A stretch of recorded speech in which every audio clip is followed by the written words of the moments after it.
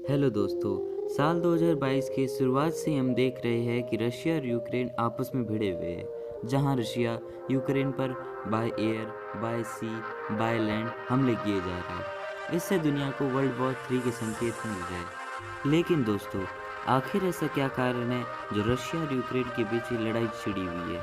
आज के इस वीडियो में हम इसी पर बात करेंगे। दोस्तों, नाटो यानी नॉर्थ एंटार्कटिक ट्रीटी ऑर्गेनाइजेशन, ये वेस्टर्न देशों का एक समूह है जिसमें 30 देश शामिल है। पर इसमें रशिया शामिल नहीं है। अमेरिका, फ्रांस, टर्की जैसे बड़े देश इसमें शामिल है। नाटो में शामिल अगर कोई एक देश किसी दूसरे देश पर हमला करता है तो ट्रीटी के तहत नाटो के दूसरे देश भी उसका साथ देंगे। लेकिन दोस्तों, दो ऐसे बड़े देश हैं जो इसमें शामिल नहीं है। एक है चाइना और दूसरा रशिया। यूक्रेन असल में रशिया का पड़ोसी देश है, लेकिन कभी यूक्रेन भी रशिया का हिस्सा हुआ करता था। 24 मई 1991 में यूक्रेन सोवियत संघ से अलग हो गया। इस वक्त रशिया के बाद यूरोप का सबसे बड़ा देश यूक्रेन ही है। साल 2014 तक यूक्रेन के प्रेसिडेंट विक्टर यान कन्विस थे, जो कि रशिया के सपोर्टर थे। लेकिन 2014 अमेरिका और बाकी के यूरोप देशों के सपोर्ट से यूक्रेन में प्रेसिडेंट के खिलाफ विद्रोह होने लगा और 2014 में ही विक्टर देश छोड़कर भाग गए, जो रशिया को बहुत बुरा लगा। नतीजा ये हुआ कि रूस ने यूक्रेन पर 2014 में हमला कर दिया। इस लड़ाई में तकरीबन 14,000 लोग मारे गए। रशिया ने यूक्रेन के कीमिया स्टेट में भी कब्जा कर लिया था, जिसके कारण कई बार दोनों देशों में आपस में लड़ाई हुई है। कुछ समय बाद यूक्रेन ने अपने आप को नाटो में शामिल कर लिया, जो रशिया को बिल्कुल अच्छा नहीं लगा, क्योंकि अब रशिया को कीमिया हासिल करने के लिए नाटो के बाकी 30 देशों का सामना करना पड़ेगा। लेकिन यूक्रेन के नाटो में शामिल होने से पहले ही रशिया ने अभी हमला शुरू कर दिया। यूक्रेन ने अभी तक पूरी तरीके से नाटो ज्वाइन नहीं किया था, जिसकी वजह से दूसरे देश उसका खुलकर साथ नहीं दे रहे। अगर हम तेल और नेचुरल गैस की बात करें तो हमें सऊदी अरेबिया, दुबई का नाम याद आता है। लेकिन दोस्तों, उससे भी बड़ा भंडार तेल का, नेचुरल गैस का रशिया में पाया जाता है। आपको बता दें, यूरोप के कई देशों में 50% से भी ज़्यादा एनर्जी रशिया ही प्रोवाइड कराता है, जो कि यूरोप के लिए भी अच्छा है।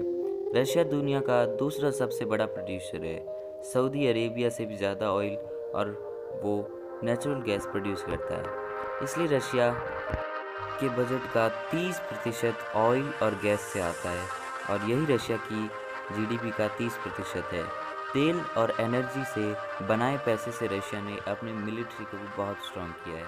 और दोस्तों, यूरोप में तेल रशिया से ही आता है, लेकिन जब यूक्रेन सोवियत संघ का हिस्सा हुआ करता था तब तेल यूक्रेन के रास्ते से यूरोप पहुंचाया जाता था। लेकिन अब यूक्रेन आज़ाद देश है, इसलिए रशिया को यूक्रेन के रास्ते तेल भेजने पर बिलियंस ऑफ डॉलर का टैक्स देना पड़ता है। लेकिन दोस्तों, रशिया ने अब अपने साथी देश बेलारूस के रास्ते कई तेल की पाइपलाइंस बनाई थी, ताकि 2024 तक रशिया यूक्रेन से तेल भेजने पर रोक लगा दे, ताकि उनका बिलियंस ऑफ डॉलर टैक्स बच जाए। पर दोस्तों, असली प्रॉब्लम आ गई 2012 में। यूक्रेन के क्रीमिया में समुद्री इलाके में नेचुरल गैस का बहुत बड़ा भंडार मिला।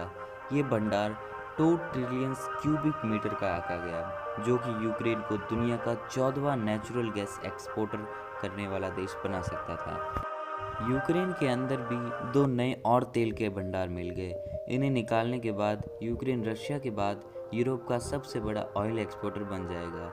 रशिया ने कीमिया पर ज़बरदस्ती कब्जा कर रखा था और वहां पर पाए गए नेचुरल गैस के भंडार को 80% तक अपने कब्जे में कर लिया था और अपने फ़ायदे को बनाए रखा। अब अगर यूक्रेन नाटो को ज्वाइन कर लेता है तो रशिया को उन 30 देशों का भी सामना करना पड़ेगा, जो कि नुकसानदायक होगा। अब पुतिन तो ये चाहेंगे नहीं कि उनका दुश्मन देश ताकतवर बन जाए, इसलिए समझ सकते हैं कि सारा खेल पैसों का है। कहीं हमने देखा सऊदी अरेबिया, दुबई जैसे देश पेट्रोलियम और गैस से समृद्ध हुए, लेकिन कुछ देश ऐसे भी है जैसे वेनेजुएला, यूक्रेन, ईरान, इराक जैसे देश इससे बर्बाद हुए हुए। इन सब बड़े देशों की लालच के कारण ये छोटे छोटे देश बर्बाद हो रहे हैं, और शायद यूक्रेन भी इसका शिकार हो रहा है। अगर आपको इस वीडियो की जानकारी अच्छी लगी हो तो चैनल को सब्सक्राइब, लाइक और शेयर करना मत भूलना, ताकि देश को पता चले कि आखिर सच्चाई है क्या।